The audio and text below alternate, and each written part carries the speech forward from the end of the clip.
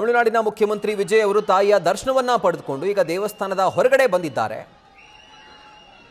ಆಗಲೇ ಹೇಳಿದ ಹಾಗೆ ಅಲ್ಲಿ ನಡೆದಿರುವಂಥ ಅಭಿಮಾನಿಗಳನ್ನ ಮೀಟ್ ಮಾಡ್ತಾರಾ ಇಲ್ವಾ ಯಾವುದೇ ರೀತಿಯಾದಂಥ ಸ್ಪಷ್ಟತೆ ಇಲ್ಲ.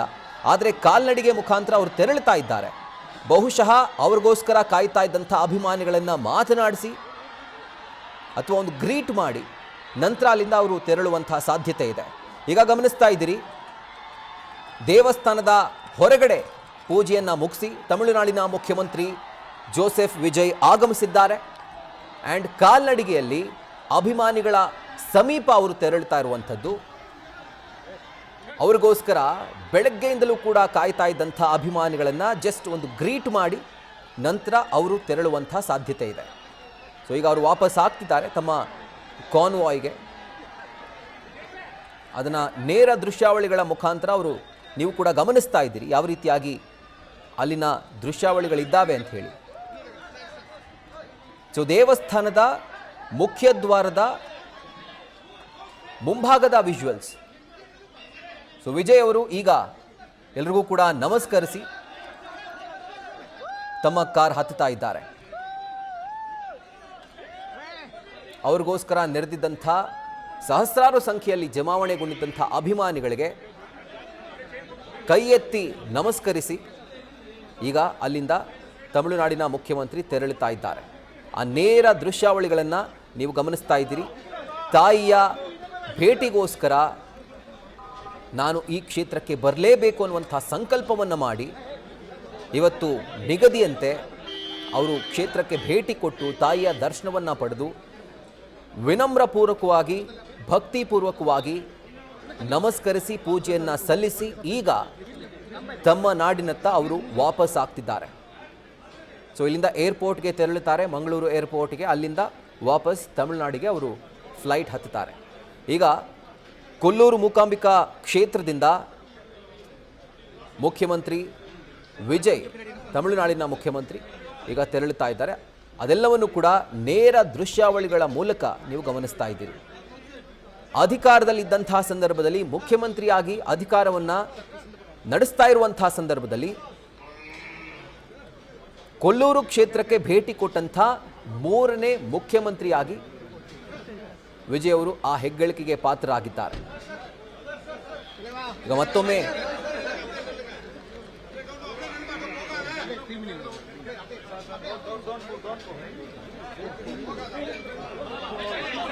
ಖುದ್ದಾಗಿ ಅವರೇ ಕಾರನ್ನು ಚಲಾಯಿಸಿಕೊಂಡು ಹೋಗೋದಕ್ಕೆ ಮುಂದಾಗಿರುವಂಥದ್ದು. ಖುದ್ದಾಗಿ ತಮಿಳುನಾಡಿನ ಮುಖ್ಯಮಂತ್ರಿ ಜೋಸೆಫ್ ವಿಜಯ್ ಅವರೇ ತಮ್ಮ ಕಾರನ್ನು ತಾವೇ ಡ್ರೈವ್ ಮಾಡಿಕೊಂಡು ಕ್ಷೇತ್ರದಿಂದ ಹೊರಡ್ತಾ ಇದ್ದಾರೆ.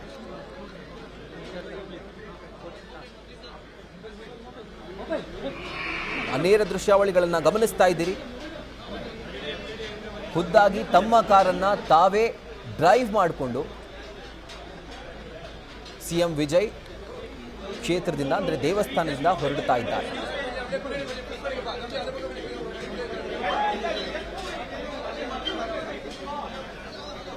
ಆ ಲೈವ್ ವಿಜುವಲ್ಸ್ ಅನ್ನ ನಿಮ್ಮ ನ್ಯೂಸ್ ಫಸ್ಟ್ನ ಸ್ಕ್ರೀನಲ್ಲಿ ಗಮನಿಸ್ತಾ ಇದ್ದೀರಿ.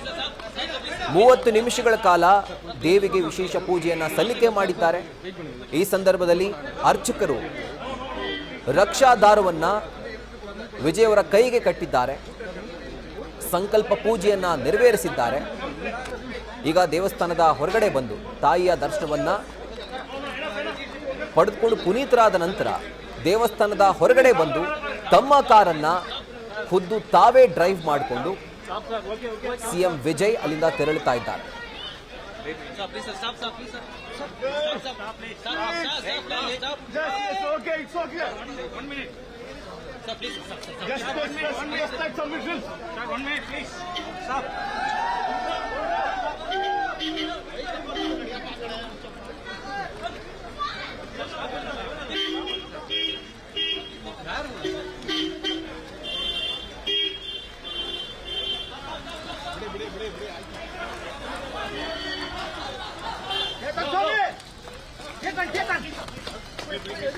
Hello.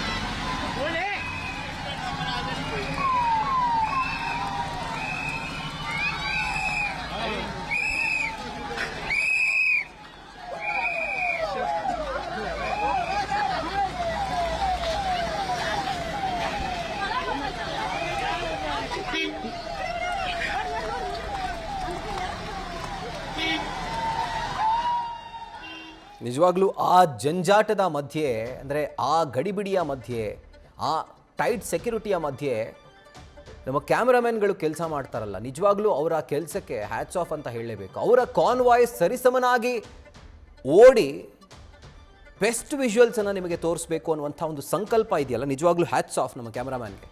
ಆ್ಯಂಡ್ ಈಗ ಗಮನಿಸ್ತಾ ಇದ್ದೀರಿ, ನಟ ವಿಜಯ್ ಅವರು ದೇವಸ್ಥಾನದ ಹೊರಗಡೆ ಬಂದಂಥ ಸಂದರ್ಭದಲ್ಲಿ ಅಲ್ಲಿ ನಡೆದಿದ್ದಂಥ ಅಭಿಮಾನಿಗಳನ್ನು ಕೈ ಎತ್ತಿ ಮುಗಿದು ನಮಸ್ಕರಿಸಿದ್ರು. ಇದಾದ ನಂತರ ಕಾರ ಹತ್ತಿ ಕೂತ್ಕೊಳ್ತಾರೆ. ಬಟ್ ಆ ಒಂದು 10 ಸೆಕೆಂಡ್ 15 ಸೆಕೆಂಡ್ ಗ್ಯಾಪ್ನಲ್ಲಿ ಅದು ಏನು ಮೈಂಡ್ ಚೇಂಜ್ ಮಾಡಿದ್ರೋ ಗೊತ್ತಿಲ್ಲ. ಡ್ರೈವರ್ ಸೀಟ್ ಪಕ್ಕದ ಸೀಟ್ನಲ್ಲಿ ಕೂತಿದ್ದಂಥ ವಿಜಯ್ ಅವರು ಸೀದಾ ಕಾರಿಂದ ಇಳಿದು ನಂತರ ಅವರೇ ಖುದ್ದಾಗಿ ಡ್ರೈವರ್ ಸೀಟ್ನಲ್ಲಿ ಕೂತ್ಕೊಂಡು ಕಾರನ್ನು ಚಲಾಯಿಸಿಕೊಂಡು ಅಲ್ಲಿಂದ ತೆರಳಿದ್ದಾರೆ. 1 kg 600 ಗ್ರಾಂ ತೂಕದ ಬೆಳ್ಳಿ ಖಡ್ಗವನ್ನು ದೇವಿಗೆ ಅರ್ಪಿಸಿದ್ದಾರೆ ಅನ್ನುವಂಥ ಮಾಹಿತಿ ಕೂಡ ಲಭ್ಯವಾಗ್ತಾ ಇದೆ. MGR ಅವರು ಚಿನ್ನದ ಖಡ್ಗವನ್ನು ತಾಯಿಗೆ ಸಮರ್ಪಣೆ ಮಾಡಿದರು. ವಿಜಯ್ ಅವರು 1 kg 600 ಗ್ರಾಂ ತೂಕದ ಬೆಳ್ಳಿಯ ಖಡ್ಗವನ್ನು ಅವರು ಸಮರ್ಪಿಸಿದ್ದಾರೆ ಅನ್ನುವಂಥ ಮಾಹಿತಿ ಲಭ್ಯವಾಗ್ತಾ ಇದೆ. ಸುಮಾರು ಅರ್ಧ ಗಂಟೆಗಳ ಕಾಲ ಗರ್ಭಗುಡಿಯ ಮುಂದೆ ನಿಂತು ತಾಯಿಗೆ ವಿಶೇಷ ಪೂಜೆಯನ್ನು ಸಲ್ಲಿಸಿ ನಂತರ ಅರ್ಚಕರು ಕೂಡ ಅವರಿಗೆ ರಕ್ಷಾದಾರವನ್ನು ಕಟ್ಟಿ ಸಂಕಲ್ಪ ಪೂಜೆಯನ್ನು ನೆರವೇರಿಸಿ ಅವರಿಗೆ ಬೀಳ್ಕೊಟ್ಟಿದ್ದಾರೆ. ಆ್ಯಂಡ್ ಹೊರಗಡೆ ಬಂದಂಥ ಮುಖ್ಯಮಂತ್ರಿ ವಿಜಯ್ ಅಭಿಮಾನಿಗಳನ್ನು ಕಾಲ್ನಡಿಗೆ ಮುಖಾಂತರ ತೆರಳಿ ದೇವಸ್ಥಾನದ ಎಡಭಾಗದಲ್ಲಿದ್ದಂಥ ಅಭಿಮಾನಿಗಳನ್ನು ಮಾತನಾಡಿಸಿದ್ರು. ನಂತರ ತಮ್ಮ ಕಾರ್ ಬಳಿ ಬಂದು ಡ್ರೈವರ್ ಪಕ್ಕದ ಸೀಟ್ನಲ್ಲಿ ಕೂತ್ಕೊಳ್ತಾರೆ. 10 ರಿಂದ 15 ಸೆಕೆಂಡ್ ಅದು ಯಾವ ರೀತಿಯಾದಂಥ ಯೋಚನೆ ಮಾಡಿದ್ರು ಅಥವಾ ಯಾಕಾಗಿ ಪ್ಲ್ಯಾನ್ ಚೇಂಜ್ ಮಾಡಿದ್ರೋ ಗೊತ್ತಿಲ್ಲ, ಅಲ್ಲಿಂದ ಇಳಿದು ಸೀದಾ ಡ್ರೈವರ್ ಸೀಟ್ನಲ್ಲಿ ಕೂತು ಖುದ್ದಾಗಿ ತಾವೇ ತಮ್ಮ ಕಾರನ್ನು ಡ್ರೈವ್ ಮಾಡಿಕೊಂಡು ದೇವಸ್ಥಾನದಿಂದ ತೆರಳಿದ್ದಾರೆ. ಇನ್ನು ಮಾರ್ಗದುದ್ದಕ್ಕೂ ಕೂಡ ಅವರ ಅಭಿಮಾನಿಗಳು ರಸ್ತೆಯ ಎರಡೂ ಬದಿಯಲ್ಲಿ ಇಕ್ಕಲಗಳಲ್ಲಿ ಜಮಾವಣೆಗೊಂಡಿದ್ರು. ಅವರತ್ತ ಕೈ ಬೀಸ್ತಾ ಅಲ್ಲಿಂದ ಅವರು ತೆರಳಿದ್ದಾರೆ. ಸುಮಾರು ಅರ್ಧ ಗಂಟೆಗಳ ಕಾಲ ಈ ಒಂದು ವಿಶೇಷ ಪೂಜೆ ನೆರವೇರಿದೆ ಅನ್ನುವಂಥ ಮಾಹಿತಿ ಲಭ್ಯವಾಗ್ತಾ ಇದೆ. ಇನ್ನಷ್ಟೇ ಡೀಟೇಲ್ಸ್ ಲಭ್ಯವಾಗಬೇಕು. ವಿಶೇಷ ಪೂಜೆ ಆದರೂ ಕೂಡ ಯಾವ ರೀತಿಯಾದಂಥ ಪೂಜೆ ಇದು, ನಕ್ಷತ್ರವನ್ನು ನೋಡಿ ಆಗಲೇ ಆಧ್ಯಾತ್ಮಿಕ ಚಿಂತಕರಾಗಿರುವಂಥ ಡಾಕ್ಟರ್ ಶೆಳ್ವಪಿಳ್ಳೆ ಅಯ್ಯಂಗಾರ್ ಕೂಡ ಮಾತನಾಡ್ತಾ ಇದ್ರು. ಇವತ್ತು ಭರಣಿ ನಕ್ಷತ್ರದ ವಿಶೇಷ ಜೊತೆಗೆ ಶಕ್ತಿಯುತವಾದಂಥ ದಿನ, ಸಾಮಾನ್ಯ ದಿನ ಹೌದು, ಅಂದರೆ ಶುಕ್ರವಾರ ದೇವಿಗೆ ಸಮರ್ಪಿಸಿರುವಂಥ ದಿನ, ದೇವಿಗೆ ಅತ್ಯಂತ ಪವಿತ್ರವಾದಂಥ ಪ್ರಿಯವಾದಂಥ ದಿನ ಶುಕ್ರವಾರ. ಅದರ ಜೊತೆಗೆ ಇವತ್ತಿನ ನಕ್ಷತ್ರವನ್ನು ಗಮನಿಸಿದ್ರೂ ಕೂಡ ಅತ್ಯಂತ ಮಹತ್ವವಾದಂಥ ದಿನ, ಶ್ರೇಷ್ಠವಾದಂಥ ದಿನ ಅನ್ನುವಂಥ ಮಾತನ್ನು ಆಧ್ಯಾತ್ಮಿಕ ಚಿಂತಕರಾಗಿರುವಂಥ ಡಾಕ್ಟರ್ ಶೆಳ್ವಪಿಳ್ಳೆ ಅಯ್ಯಂಗಾರ್ ಕೂಡ ಹೇಳ್ತಾ ಇದ್ರು. ಇನ್ನೊಂದು ಪ್ರಶ್ನೆಯನ್ನು ಮಾಡಿದ್ರು ಅವರು, ಸಾಮಾನ್ಯ ಭೇಟಿ ಅಂತಂದರೆ ಜನರು ಕಮ್ಮಿ ಇರುವಂಥ ದಿನವನ್ನೇ ಆಯ್ಕೆ ಮಾಡ್ಕೊಳ್ಬೋದು, ಆ ವಾರವನ್ನೇ ಆಯ್ಕೆ ಮಾಡ್ಕೊಳ್ಬೋದು, ಬುಧವಾರ ಗುರುವಾರ ಈ ದಿನ ಬಂದು ಹೋಗ್ಬೋದಾಗಿತ್ತು. ಆದರೆ ಇವತ್ತಿನ ಶುಕ್ರವಾರದ ಒಂದು ಭೇಟಿಯ ನಿಗದಿಯಾಗಿತ್ತು, ಅದಕ್ಕೂ ಕೂಡ ಕೆಲವೊಂದಷ್ಟು ಕಾರಣಗಳಿರ್ತಾವೆ, ಹಿನ್ನೆಲೆಗಳಿರ್ತಾವೆ. ಸೊ ಹೀಗಾಗಿ ಈ ದಿನಾನೇ ಭಕ್ತರು ಹೆಚ್ಚಿದ್ರೂ ಕೂಡ ಪರವಾಗಿಲ್ಲ, ಈ ದಿನಾನೇ ನನ್ನ ತಾಯಿಯ ದರ್ಶನವನ್ನು ಪಡಿತೀನಿ ಅನ್ನುವಂಥ ಪ್ರೋಗ್ರಾಮನ್ನು ಏನು ನಿಗದಿ ಮಾಡಿಕೊಂಡಿದ್ರು, ಅಥವಾ ಆ ಕಾರ್ಯಕ್ರಮವನ್ನು, ಆ ಭೇಟಿಯನ್ನು ಏನು ನಿಗದಿ ಮಾಡಿಕೊಂಡಿದ್ರು, ಅದರ ಹಿಂದೆ ಕೂಡ ಹಲವಾರು ಕಾರಣಗಳಿರಬಹುದು ಅನ್ನೋದನ್ನು ಅವರು ಅಂದಾಜು ಮಾಡ್ತಾ ಇದ್ರು.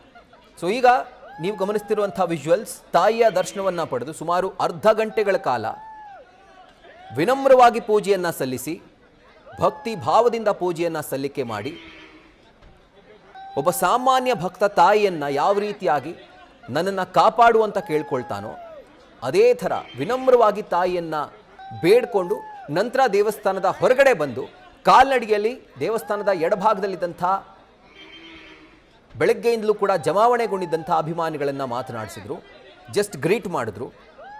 ವಾಪಸ್ ತಮ್ಮ ಕಾರತ್ತ ಬಂದು ಕಾರ್ ಒಳಗಡೆ ಕೂತ್ಕೊಂಡ್ರು.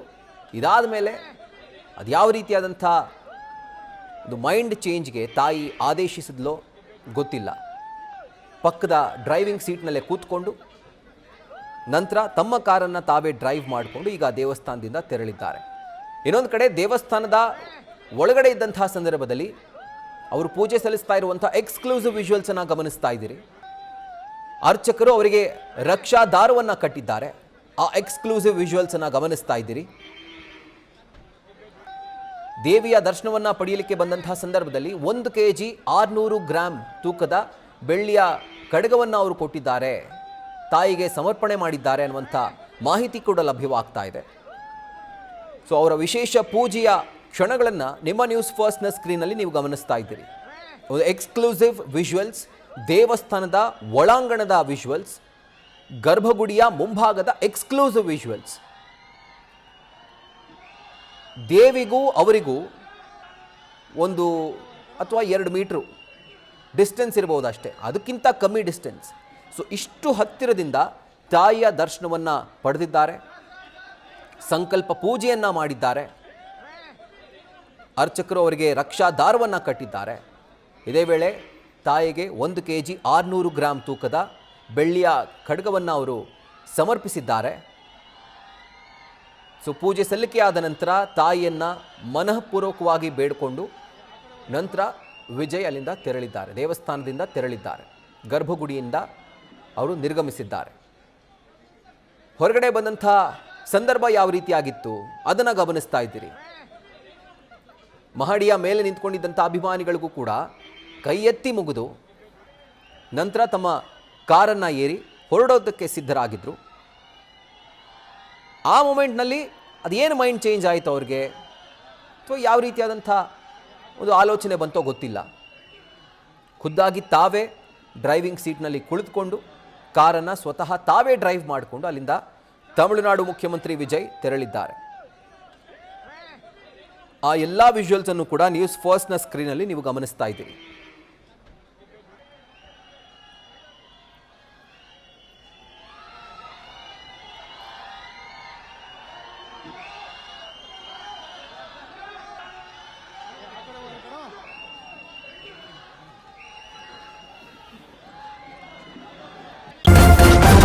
ನ್ಯೂಸ್ ಫಸ್ಟ್, ನಿರ್ಭೀತಿಯಿಂದ ನಿಮ್ಮ ಪರವಾಗಿ.